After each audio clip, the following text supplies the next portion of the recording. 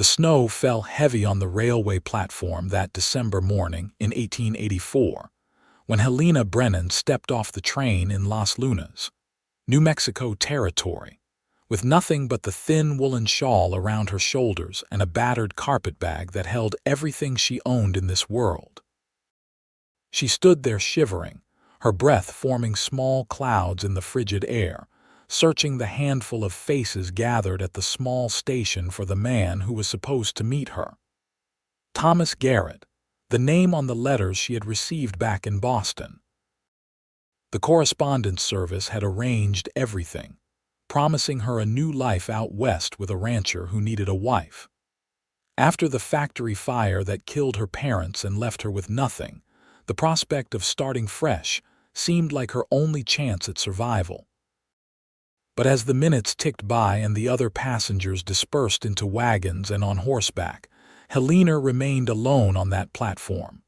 The station master, an older gentleman with kind eyes, approached her with concern etched across his weathered face. "Miss, are you waiting for someone?" he asked gently. "Yes, a Mr. Thomas Garrett. He was supposed to meet me here. I am to be his wife." Her voice trembled, though whether from cold or fear she could not say.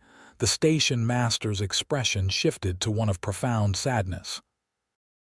"Miss, I am terribly sorry to tell you this, but Thomas Garrett passed on about 3 weeks ago.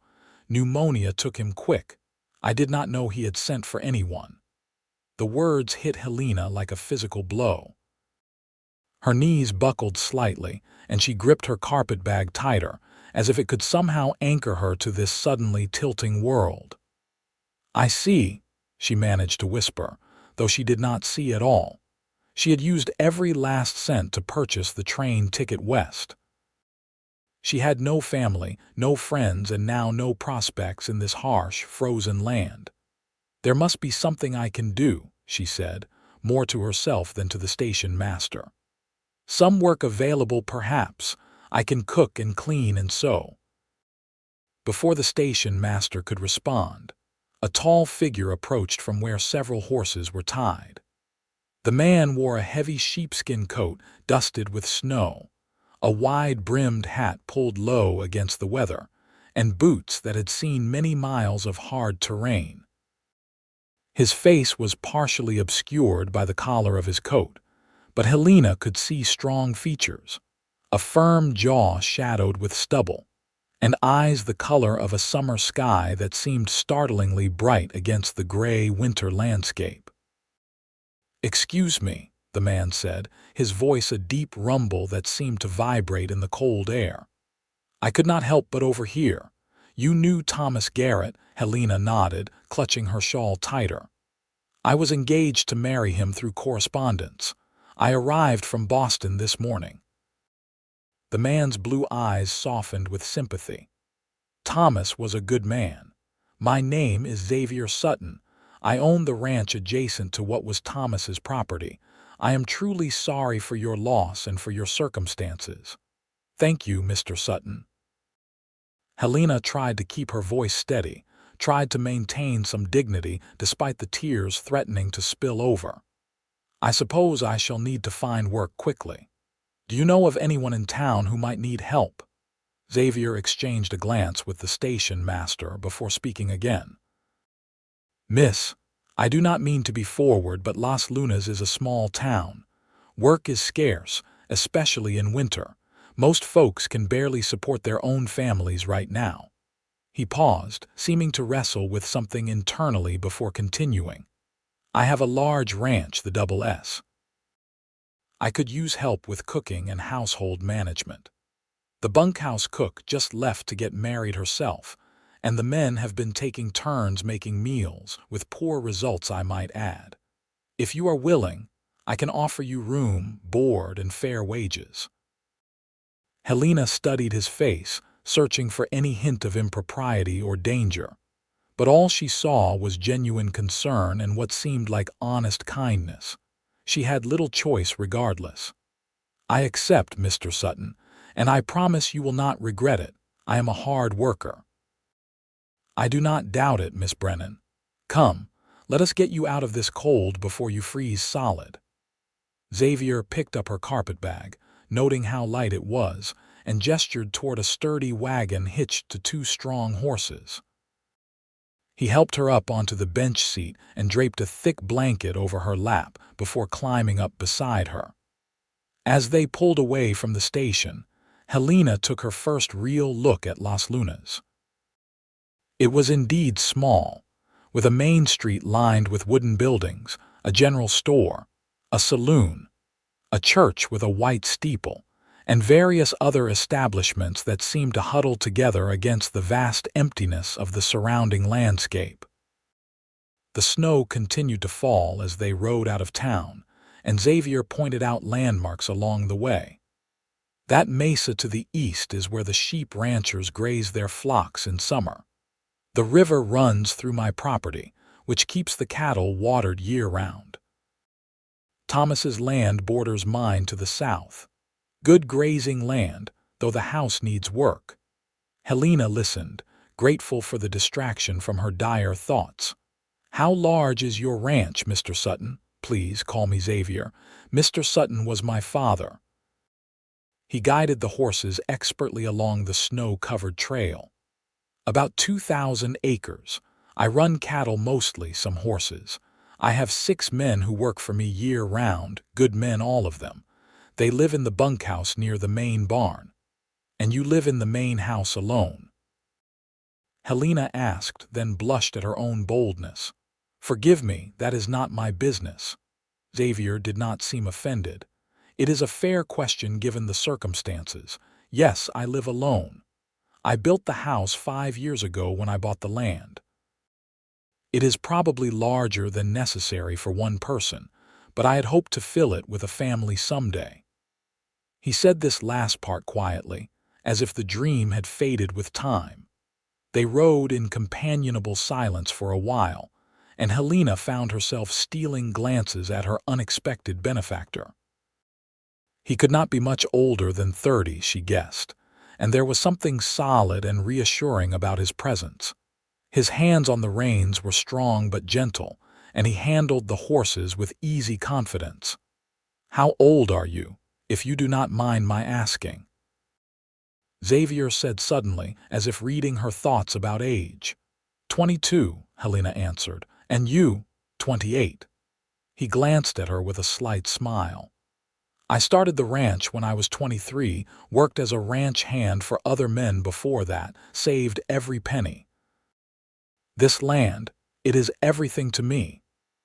The ranch came into view as they crested a small rise, and Helena caught her breath at the sight.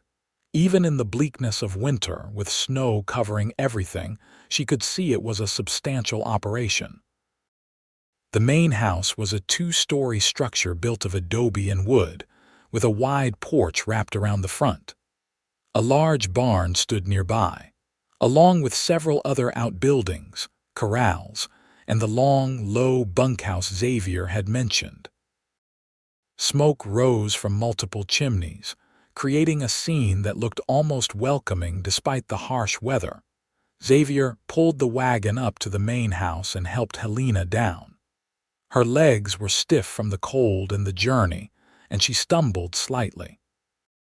He caught her elbow to steady her, and even through the layers of clothing, she felt the warmth and strength of his touch. "Careful now," he said. "Let us get you inside and warmed up." The interior of the house was a revelation.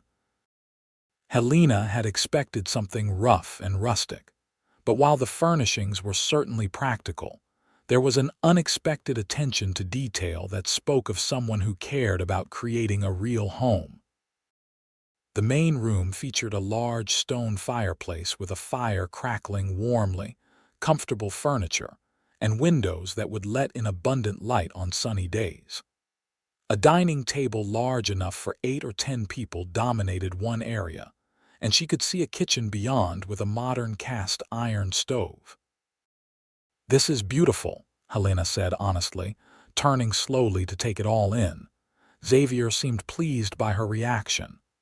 "Thank you. I will show you to your room. You can rest and get settled, and then when you are ready, I can introduce you to the ranch hands and show you around the kitchen." He led her up a sturdy wooden staircase to the second floor, where a hallway ran the length of the house. He opened a door to a room that was simply furnished with a bed, a dresser, a washstand, and a window that looked out over the snowy rangeland. "This room has not been used much," Xavier said, setting her carpetbag on the bed. "But the linens are clean and it should be comfortable enough. My room is at the far end of the hall. The other 2 bedrooms are empty." He paused in the doorway. "Helena, I want you to know you are safe here. I am not the kind of man who would take advantage of someone in your situation. You have my word on that." The sincerity in his voice and eyes made Helena's throat tighten with emotion. "Thank you, Xavier. That means more to me than you know." After he left, closing the door quietly behind him, Helena sank onto the bed and allowed herself to cry. She wept for her parents, for the life she had left behind, for poor Thomas Garrett whom she would never meet, and for herself and the uncertain future that stretched before her. But after a time, she dried her eyes and washed her face in the basin on the washstand. Self-pity would not help her situation. She needed to prove her worth to Xavier, to earn her place here through hard work. She changed from her travel-stained dress into the only other dress she owned, a simple gray wool that was slightly less worn. Then she made her way back downstairs, following the sound of voices to the kitchen. Xavier was there with another man, younger and more slightly built, with sandy hair and a friendly face. They were examining the contents of the pantry with expressions that suggested they were not entirely sure what to do with what they found there. "Ah, Helena," Xavier said when he noticed her. "This is Miguel Hernandez, my foreman. Miguel, this is Miss Helena Brennan. She will be taking over the cooking and household duties." Miguel removed his hat and nodded respectfully. "Very pleased to meet you, Miss Brennan, and I speak for all the men when I say we are mighty glad you are here. We have been living on burned beans and tough bacon for 2 weeks now." Helena managed a small smile. "Well, let us see what can be done about that. May I look at what supplies you have?" Over the next hour, Helena took stock of the pantry, the root cellar, and the smokehouse. Xavier had kept the ranch well supplied with staples like flour, cornmeal, beans, salt pork, bacon, potatoes, onions, and various canned goods. There was also a good supply of beef, which made sense for a cattle ranch. She could work with this. "I can make a decent supper for tonight," she announced. "How many will I be cooking for?" 8, including you and me," Xavier said. "The hands eat in the bunkhouse usually, but I thought tonight we could all eat together in the dining room so you can meet everyone properly." Helena agreed and set to work. It felt good to have a purpose, to be doing something useful. She made biscuits from scratch, prepared a large pot roast with potatoes and carrots, and put together a simple dried apple pie for dessert. As she worked, Xavier came and went, tending to ranch business but always seeming to check on her, making sure she had everything she needed. As evening approached, the ranch hands arrived, stamping snow from their boots and bringing with them the cold air and the smell of horses and leather. Xavier made the introductions. Besides Miguel, there was Carlos, Miguel's younger brother, who could not have been more than 19. Then came 2 older cowboys, Bill and Hank, who had the weathered look of men who had spent their entire lives outdoors. Finally, there were 2 more young men, Danny and Robert, both in their early 20s, who looked at Helena with shy appreciation. They all gathered around the large dining table, and Helena served the food, feeling nervous under their watchful eyes. But as they took their first bites, the room filled with satisfied sounds and genuine compliments. "Miss Brennan, this is the best meal I have had in months," Bill said around a mouthful of pot roast. "If you cook like this every day, I might never leave this ranch." Danny added with a grin. Even taciturn Hank nodded his approval, which Miguel later told her was high praise indeed. Xavier sat at the head of the table, and Helena noticed how the men clearly respected him. He asked about their day, listened to their concerns about the cattle in the north pasture, and discussed plans for the coming weeks. He was a good boss, she realized, the kind who valued his workers and treated them fairly. After dinner, the ranch hands returned to the bunkhouse, full and content. Helena began cleaning up, but Xavier stopped her. "You have done enough for today. Let me help." "That is not necessary," Helena protested. "This is my job, and you just traveled across half the country, suffered a terrible shock, and cooked a meal for 8 people. "Let me help," Xavier insisted, already rolling up his sleeves. They worked together in comfortable silence, washing and drying the dishes, putting away the leftover food. Helena found herself hyper-aware of his presence in the kitchen, the way he moved with surprising grace for such a large man, the occasional brush of his arm against hers in the small space. "You must think me terribly foolish," Helena said suddenly, breaking the silence. "Coming all this way to marry a stranger." Xavier paused in drying a plate and looked at her thoughtfully. "No, I think you were brave. It takes courage to leave everything you know for the chance at something better. I did much the same when I came west. Where are you from originally?" "Virginia," he said. "My family had a small farm there, but after my parents died, my older brother inherited everything. There was nothing left for me, so I headed west to make my own way. I understand being alone in the world, Helena." There was something in his voice, a loneliness that matched her own, and Helena felt a connection forming between them, fragile as a spider's web but real nonetheless. The next days fell into a rhythm. Helena woke before dawn to prepare breakfast for the ranch hands. Xavier ate with his men most mornings, discussing the day's work, and then they would all disperse to their various tasks. Helena spent her days cooking, cleaning, and managing the household. She baked bread, prepared hearty meals, did laundry, and gradually began to make small improvements to the house, adding touches that made it feel more like a true home. Xavier was gone much of each day, working alongside his men to tend the cattle, repair fences, and manage the countless tasks that kept a ranch running.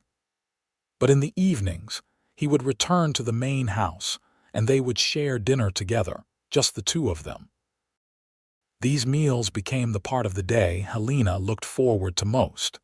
They talked about everything during those dinners. Xavier told her about his dreams for the ranch, his plans to expand the herd and maybe start breeding horses. Helena shared stories about growing up in Boston, her parents, and the small joys of city life she sometimes missed. They discovered shared interests in books, and Xavier showed her his small collection, apologizing for how limited it was. "I try to order new ones when I can," he explained, "but it takes time for them to arrive out here." "You have several I have not read," Helena said, running her fingers along the spines. "Would you mind if I borrowed some? Please help yourself to anything. It would make me happy to know they are being read." 2 weeks after Helena's arrival, a massive snowstorm struck. For 3 days, the wind howled and the snow piled up until it was impossible to see more than a few feet beyond the windows. The ranch hands were snowed into the bunkhouse, and Xavier could barely make it to the barn to tend to the horses and the cattle that had been brought in close to shelter. On the second day of the storm, Xavier came in from one of these trips looking half frozen. His face was red from the cold, ice had formed on his beard, and he was shaking despite his heavy coat. "Good Lord, Xavier," Helena exclaimed, rushing to help him out of his frozen outer garments. "You need to get warm immediately." She guided him to a chair by the fireplace and wrapped a blanket around his shoulders, then hurried to make hot coffee and heat some soup. When she returned, he was still shivering, his teeth chattering too hard to speak. Without thinking, Helena sat beside him and wrapped her arms around him over the blanket, lending her warmth to his cold body. "This is not proper," Xavier managed to say through his chattering teeth. "I do not care about proper right now," Helena said firmly.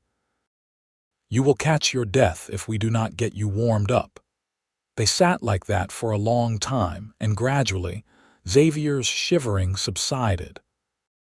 Helena became aware of other things then. The solid strength of his body beneath her arms, the masculine scent of him that even the cold and snow could not completely mask, the way her heart was beating faster than it should. "Better?" she asked softly. "Much better," Xavier replied, his voice low and rough. "Thank you." Helena started to pull away, suddenly embarrassed, but Xavier's hand came up to cover hers where it rested on his shoulder. "Helena, I need to tell you something." Her heart seemed to stop. "Yes." "These past 2 weeks, having you here, it has changed everything. This house, it feels like a real home now, and I find myself hurrying through my work each day, eager to get back to see you, to talk with you." He turned to look at her, his blue eyes intense and serious. "I know the circumstances that brought you here were not ideal. I know you came expecting to marry Thomas, and I do not want to take advantage of your situation. But I need you to know that I have developed feelings for you. Real feelings." Helena's breath caught. She had been trying so hard not to acknowledge her own growing feelings, telling herself it was just gratitude, just the natural result of his kindness. But hearing him speak so honestly gave her courage. "I feel the same way," she whispered. "I tried not to. I told myself it was too soon, that I was just grateful for your help. But Xavier, when you are out working and the hours stretch on, I find myself watching for your return. When we talk in the evenings, I feel more alive than I have in years. You make me laugh. You make me feel safe. You make me feel like I matter." Xavier reached up and gently cupped her face with his hand, now warm from the fire and her care. "You do matter, Helena. You matter to me more than I can properly express." He leaned in slowly, giving her time to pull away if she wanted, but Helena did not want to pull away. When his lips met hers, it was gentle and sweet and full of promise. The kiss was not long, but it changed everything between them. When they finally drew apart, Xavier smiled, a genuine, joyful expression that transformed his usually serious face. "I never expected this," he said. "When I saw you at that train station, alone and scared, I just wanted to help. I never imagined I would find the woman I have been waiting for all my life. Nor did I imagine that the worst day of my life would lead to the best thing that ever happened to me," Helena replied, her eyes shining with happy tears. The storm eventually passed, leaving the world buried under feet of pristine white snow. As the ranch slowly dug itself out, life resumed its patterns, but everything was different now. Xavier and Helena had acknowledged their feelings, and while they maintained propriety, there was a new intimacy between them. Touches lingered a moment longer. Glances held deeper meaning. Smiles came more readily. The ranch hands noticed, of course. Miguel, in particular, seemed pleased by this development. "The boss has been alone too long," he told Helena one day when she brought fresh coffee out to the men working on repairing a storm-damaged section of the barn. "It is good to see him happy. And you, Miss Brennan, you are good for him. Good for all of us, if I may say so." Christmas came, and Helena had been at the ranch for nearly a month. She wanted to do something special, so she spent days preparing a feast. She made roasted beef, potatoes several ways, fresh bread, vegetables, and 3 different kinds of pies. She even managed to create small gifts for each of the ranch hands, knitting simple items from yarn she found in the house. On Christmas morning, Xavier presented her with a package wrapped in brown paper. "I ordered this from the catalog weeks ago," he said, looking slightly nervous. "I hope it fits." Inside was a beautiful wool coat, far finer than anything Helena had ever owned, lined with soft flannel and dyed a deep green that Xavier said would match her eyes. There were also warm gloves and a knitted scarf. "Xavier, this is too much," Helena protested, even as she ran her hands over the fine fabric. "It is not enough," Xavier countered. "You came here with nothing, Helena. You deserve to have nice things, and I cannot stand seeing you shiver in that thin shawl anymore." Tears sprang to Helena's eyes. "I did not get you anything nearly so fine. I made you something, but it is simple." She retrieved her own gift, wrapped in cloth, and handed it to him shyly. Xavier opened it to find a thick wool scarf she had knitted in the evenings when he thought she was reading. But more than that, there was a shirt she had sewn from fabric she found in the house, cut and stitched to fit his large frame with careful attention to every seam and button. "You made this?" Xavier asked, holding up the shirt with wonder. "Helena, this is incredible. I cannot remember the last time someone made something just for me." "Try it on," Helena urged. The shirt fit perfectly, and Xavier looked so handsome in it that Helena felt her cheeks flush. He pulled her into his arms and kissed her then, a kiss that held more passion than their first, a kiss that spoke of desire as well as affection. "Marry me, Helena," Xavier said when they finally broke apart. "I know it has not been long, but I do not need more time to know what my heart already knows. I love you. I want you to be my wife, truly my wife, not just the cook and housekeeper. I want to build a life with you, fill this house with children, grow old together watching the sunsets from that porch. Marry me." Helena's heart soared. "Yes," she said without hesitation. "Yes, Xavier, I will marry you. I love you too. I think I have loved you since that first day when you did not hesitate to help a stranger in need."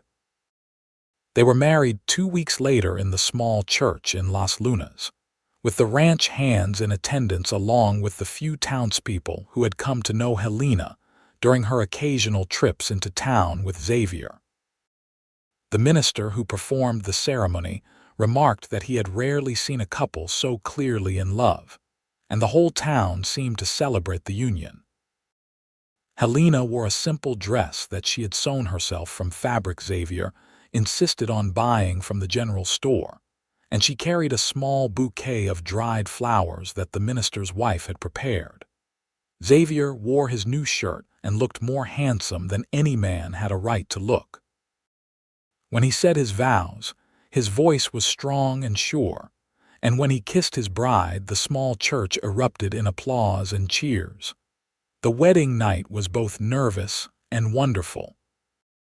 Xavier was gentle and patient, mindful of Helena's innocence, and he made sure her first experience of physical love was as beautiful as he could make it.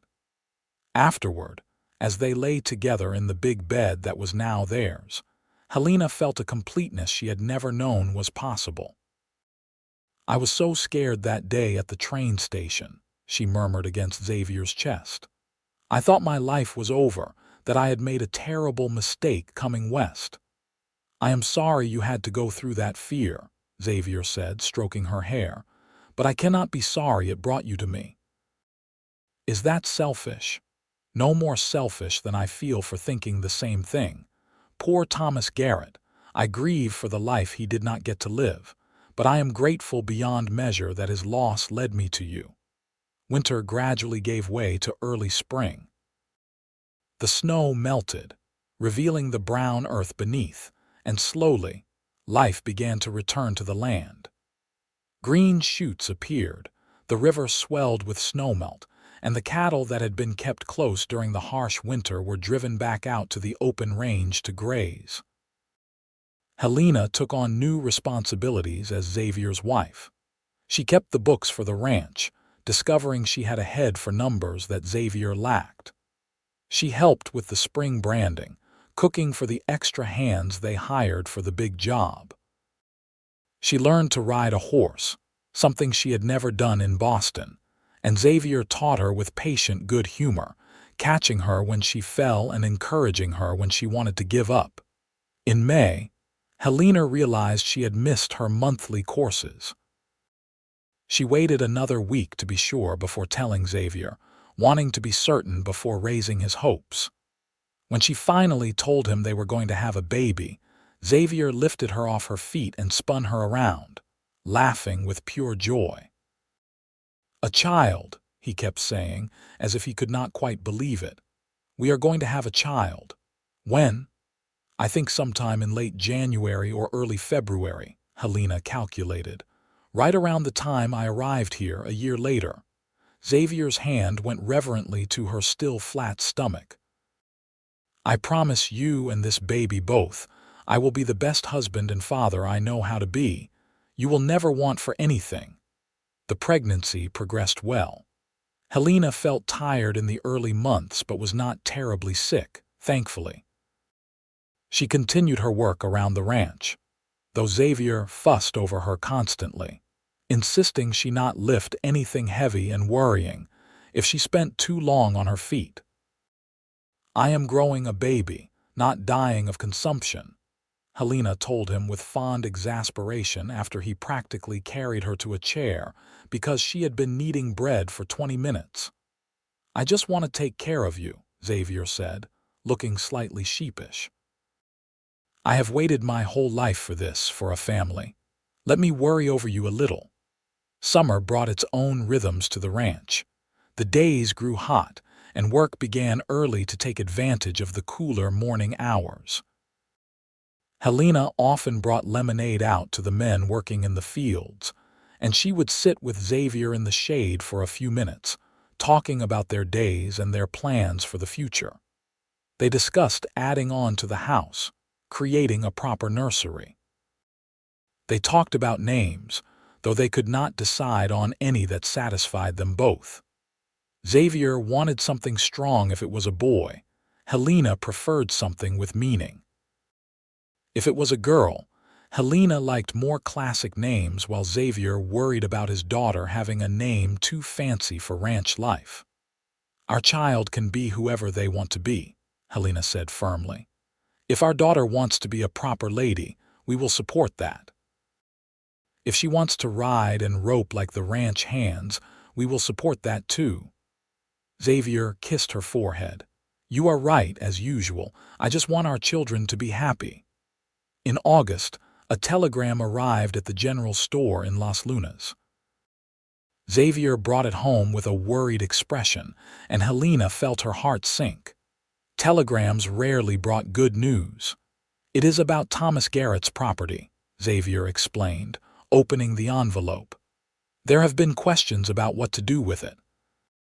Apparently, he had no close family, and the land is just sitting there."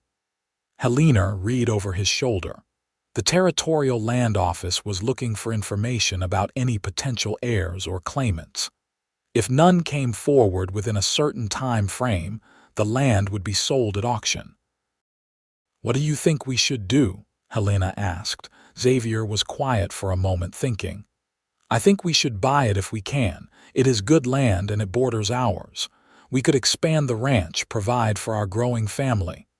He looked at her seriously. "But only if you are comfortable with it. I know you were supposed to marry Thomas, and his land might hold difficult memories." Helena considered this. "I think Thomas would want his land to be used well, to be part of something good. If we can afford it, I think we should buy it. We can make it part of our legacy, something to pass down to our children." They consulted with the banker in Las Lunas and discovered they had saved enough to make a reasonable offer. The auction was held in September, and Xavier's bid won easily. The Double S Ranch now encompassed nearly 4,000 acres, making it one of the larger spreads in the area. With the additional land came additional responsibilities. Xavier hired 2 more ranch hands and began making plans to build a second barn on the new property. Helena threw herself into helping however she could, though by October, her growing belly made certain tasks difficult. She was sitting on the porch one evening, enjoying the cooler fall air and watching the sunset paint the sky in shades of orange and pink, when Xavier came and sat beside her. He put his arm around her shoulders and pulled her close. "What are you thinking about?" he asked. "How different my life is now compared to a year ago," Helena said softly. "Last October, I was working 16-hour days in a factory, living in a cramped boarding house, eating one meal a day if I was lucky. I was desperate and scared and alone, and now look at me. I have a beautiful home, a husband I love more than I thought possible, a baby on the way, and a future that seems bright and full of promise. Sometimes it does not feel real." "It is real," Xavier assured her, "and you deserve every bit of happiness you have. You have worked hard for it, Helena. You have made this ranch into a real home. The men adore you. The books are in better shape than they have ever been, and you have made me happier than I ever dreamed I could be." He turned to look at her, his blue eyes reflecting the sunset. "I thank God every day that you stepped off that train in the snow. Best thing that ever happened to me." Helena kissed him, long and sweet. "Best thing that ever happened to me, too." As winter returned and the first anniversary of Helena's arrival approached, the whole ranch seemed to hold its breath in anticipation of the baby's arrival. Xavier had finished the nursery, building a beautiful cradle from oak with his own hands. Helena had sewn blankets and tiny clothes, marveling at how small they were. The baby came on a cold January night during a snowstorm, as if determined to mirror the circumstances of Helena's arrival. The labor was long and difficult, and Xavier paced the floor downstairs while the doctor and the doctor's wife attended to Helena. The hours stretched on, and Xavier grew increasingly worried, praying harder than he had ever prayed in his life. Finally, just before dawn, he heard the sound he had been waiting for, a baby's cry, strong and healthy. He took the stairs 2 at a time and burst into the bedroom to find Helena exhausted but smiling, holding a small bundle wrapped in one of the blankets she had made. "A son," the doctor announced, looking pleased. "A big, healthy boy. Your wife did wonderfully, Mr. Sutton." Xavier approached the bed slowly, almost reverently. Helena pulled back the blanket to reveal a tiny red face, eyes scrunched closed, a surprising amount of dark hair on his small head. "Our son," Helena said softly. "Xavier, we have a son." Xavier touched one finger to the baby's tiny hand, and impossibly small fingers wrapped around his much larger one. The feeling that washed over him was indescribable, a love so fierce and immediate it nearly brought him to his knees. "Hello, little one," Xavier whispered. "I am your father, and I promise I will always keep you and your mother safe." "What should we name him?" Helena asked. They had discussed many names but had never quite agreed on one. Now, looking at their son, Xavier knew. "James," he said. "James Thomas Sutton. James after my father, Thomas for the man whose death brought your mother to me. What do you think?" Helena's eyes filled with tears. "I think it is perfect. Hello, James. Welcome to the world, my darling boy." The next months were exhausting and wonderful in equal measure. James was a good baby, but he was still a baby, waking every few hours to eat, needing constant care and attention. Helena had help, as Xavier insisted on hiring a young woman from town to assist with the heavier housework so Helena could focus on the baby. But Helena cherished every moment, even the difficult ones, because this was what she had always dreamed of, a family of her own. Xavier was a devoted father, coming in from the ranch throughout the day to check on his wife and son. He would hold James carefully, talking to him softly about the ranch, the cattle, the horses, everything and nothing. At night when the baby cried, Xavier would often get up to check on him, changing him if needed, bringing him to Helena to nurse, rocking him gently back to sleep. "You are going to be exhausted for your work," Helena protested one night after Xavier had gotten up for the third time. "I do not care," Xavier said, watching James nurse with an expression of absolute wonder. "I waited 30 years for this, for a family. I am not going to miss a moment of it because I need more sleep." Spring brought new life to the ranch again. The cattle that had calved over the winter needed tending, the fields needed work, and there were 1,000 tasks that demanded attention. But there was also joy in watching James discover the world, his eyes following movement, his little hands reaching for anything within grasp. By summer, James was sitting up on his own, and by fall, he was crawling everywhere, getting into everything and generally keeping Helena on her toes. Xavier built a pen in the main room where James could play safely while Helena worked, and the baby seemed endlessly entertained by the simplest toys. As the second anniversary of Helena's arrival in Las Lunas approached, she found herself reflecting on how much had changed.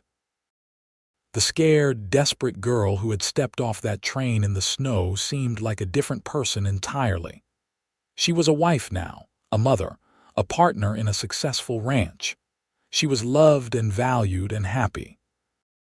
One evening, as they sat on the porch watching the sunset while James played at their feet, Xavier brought up a subject they had discussed before.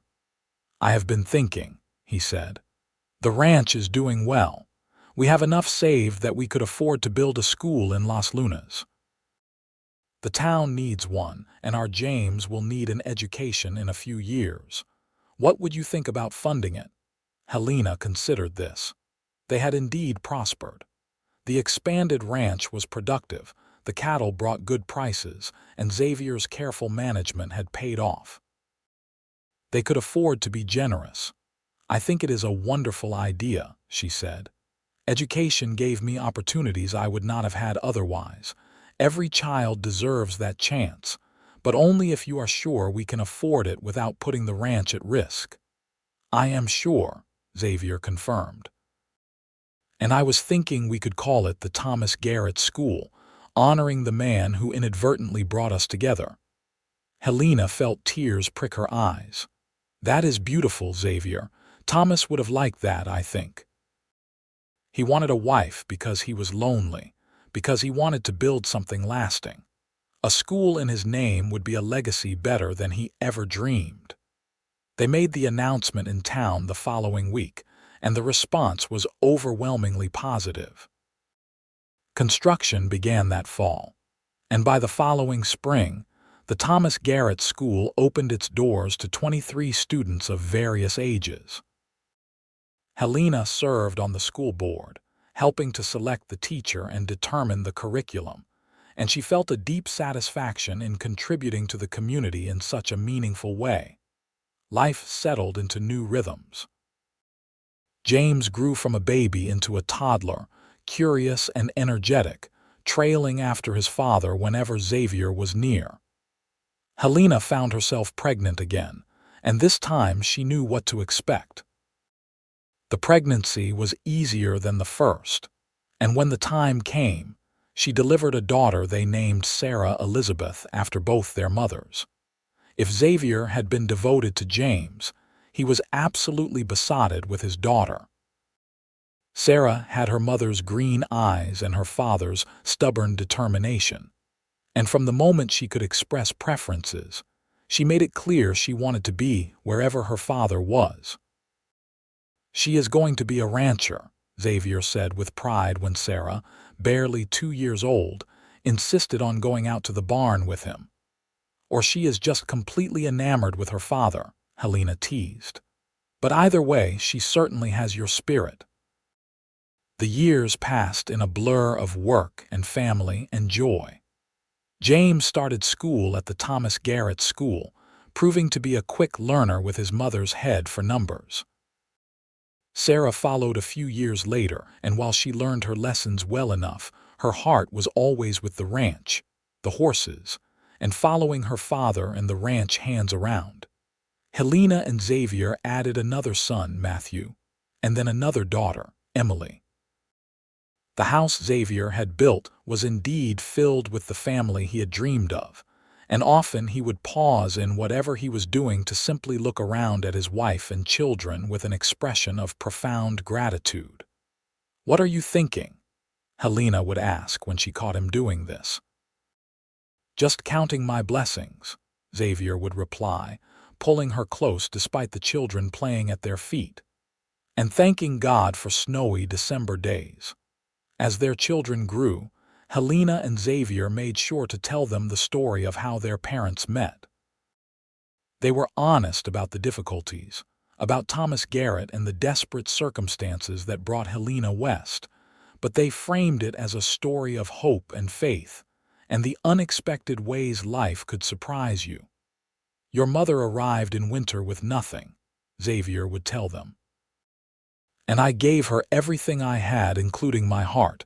But the truth is, she gave me far more than I ever gave her. She made me whole." "That is not true," Helena would protest. "You saved my life, Xavier." "And you gave mine meaning," he would counter. The ranch continued to prosper. Miguel eventually married and brought his wife to live in a small house they built on the property. Carlos married as well, and several of the other ranch hands were longtime employees who became extended family. The Double S Ranch was known throughout New Mexico Territory as one of the best-run operations, and when New Mexico achieved statehood in 1912, Xavier was invited to the ceremonies in recognition of his contributions to the territory's development. As Helena and Xavier grew older, they gradually began handing over more responsibility to their children. James took over managing the books and much of the business side of the ranch. Sarah, who had indeed become a rancher at heart, managed the day-to-day operations alongside her husband, a good man named Robert Carson, who Xavier approved of because he clearly worshipped the ground Sarah walked on. Matthew and Emily had different interests. Matthew wanted to study law, and Xavier and Helena supported this dream, sending him to school in Santa Fe. Emily loved music and teaching, and she eventually took a position at the Thomas Garrett School, teaching the youngest children. On a cold December morning in 1919, exactly 35 years after Helena had first arrived in Las Lunas, she and Xavier stood on their porch watching the sun rise over the ranch they had built together. They were both in their 50s now, their hair more gray than not, their bodies showing the wear of decades of hard work. But they still stood close together, Xavier's arm around Helena's shoulders, just as they had done countless times before. 35 years, Helena said softly. "Sometimes it feels like a lifetime, and sometimes it feels like just yesterday that I stepped off that train." "Best 35 years of my life," Xavier said, "though I could do without the aches and pains that come with getting older." Helena laughed. "We have earned every one of those aches and pains. A good life is not an easy life, but it is worth every moment." They heard the sound of horses approaching and turned to see Sarah and James riding up together, clearly coming to discuss ranch business before breakfast. Behind them, the sun continued to rise, painting the winter landscape in shades of gold and pink. "I love you, Helena Sutton," Xavier said, kissing the top of her head. "From that first moment I saw you shivering on that train platform, I think some part of me knew you were going to change my life." "And I love you, Xavier Sutton," Helena replied, leaning into his embrace. "You gave me everything when I had nothing. You gave me a home, a family, a purpose, and a love I never dared to dream was possible. You gave me your heart, and I have treasured it every day since." Their children reached the house, and the moment of quiet reflection passed as the business of the day began. But as Helena moved through her morning, preparing breakfast and listening to the familiar sounds of her family around her, she felt a profound sense of peace and gratitude. She thought of that terrified girl who had arrived in the snow with nothing but a thin shawl and a battered bag, and she wished she could tell her younger self that everything would be all right, more than all right, that the worst day of her life would lead to the best life she could imagine.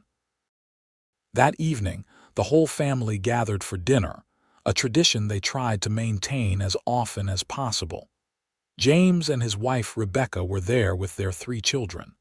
Sarah and Robert came with their 2 boys. Matthew was home from Santa Fe for the holidays, bringing stories of his work as a lawyer. Emily arrived with her fiancé, a teacher from Albuquerque who had courted her properly and won Xavier's approval. The table that had once seemed too large for one lonely cowboy now barely fit everyone, with children squeezed in wherever they could find space, voices overlapping as everyone tried to share their news at once. Helena looked around at all of them, at this beautiful, noisy, loving family, and felt her throat tighten with emotion. Xavier caught her eye from the other end of the table and smiled, that special smile he reserved just for her, the one that still made her heart beat faster after all these years. He raised his glass, and the table gradually quieted. "A toast," Xavier said, "to family, to the ranch, and to the woman who made all of this possible. 35 years ago today, your mother arrived in Las Lunas in the middle of a snowstorm, and my life truly began. Helena, you have been my partner, my best friend, the love of my life, and the best mother our children could have asked for. Everything good in my life traces back to you. To Helena." "To Helena," the table chorused, raising their glasses. "To Xavier," Helena countered, her voice thick with emotion, "who saw a stranger in need and did not hesitate to help, who gave me everything when I had nothing, who taught me what true love really means. To the best man I have ever known." "To Xavier," came the response. As the meal continued and the conversation flowed around her, Helena felt Xavier's hand find hers under the table, their fingers interlacing with the ease of long practice. She squeezed gently, and he squeezed back, a private conversation in a public space.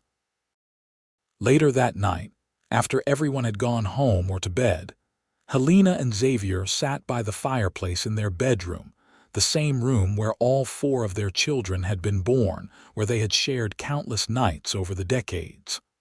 The fire crackled softly, casting dancing shadows on the walls. "Do you have any regrets?" Xavier asked suddenly. "About coming west, about how everything happened?" Helena turned to look at him, surprised by the question. "Not a single one. Why do you ask?" "I just want to make sure you have been happy," Xavier said. "That you have not felt like circumstances forced you into a life you did not choose." Helena moved from her chair to sit beside him on the small sofa, taking his weathered, work-roughened hands in hers. "Xavier Sutton, listen to me. I have been happier than I ever imagined possible. Yes, the circumstances that brought me here were difficult, and yes, there have been hard times over the years. But I would not change a single thing because it all led to this, to us, to our family. You have given me everything, just like you said in your toast. But more than that, you have loved me unconditionally for 35 years. How could I possibly have regrets?" "I just needed to hear you say it," Xavier admitted. "I know I am getting sentimental in my old age." "We are not old," Helena protested. "We are experienced. There is a difference." Xavier laughed and pulled her close. "However you want to phrase it, I am grateful for every day I get with you." They sat together in comfortable silence, watching the fire burn down to embers. Outside, snow began to fall, gentle and soft, covering the world in white just as it had on that December morning so long ago. "It is snowing," Helena observed. "Just like the day we met." "Fitting," Xavier said. The snow brought you to me. It has always seemed magical to me because of that." As the years continued to pass, Helena and Xavier gradually transitioned into the roles of grandparents and advisors rather than active managers of the ranch. James took over as owner and operator, with Sarah as his partner. The ranch continued to thrive under their management, and Xavier and Helena could rest easy knowing the legacy they had built was in good hands. They spent their days in gentler pursuits now. Helena tended an extensive garden, growing vegetables and flowers that had become famous throughout the county. Xavier worked with the horses, training young ones with a patience and skill that came from a lifetime of experience. They took long walks together in the evenings, hand in hand, talking about everything and nothing. Their grandchildren adored them. Helena taught the girls to sew and cook, passing on skills and recipes that had been handed down to her. Xavier taught the boys to ride and rope, to understand cattle and land management.